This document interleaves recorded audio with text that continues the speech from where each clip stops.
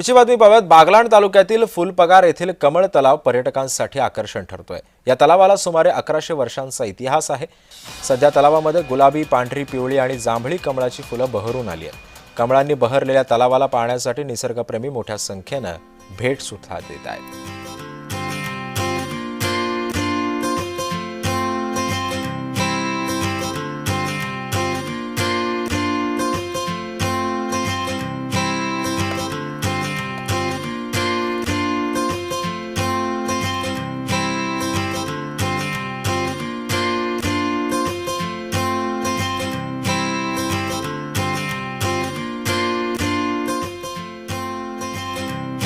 आपण ही पाहतोय कशा पद्धतीनं ही कमळ भरून आलेली आहेत। गुलाबी, पांढरी, पिवळी आणि जांभळी कमळाची फुलं ही बहरून आलेली आहेत। हीच फुलं पाहण्यासाठी पर्यटक सुद्धा गर्दी करतात।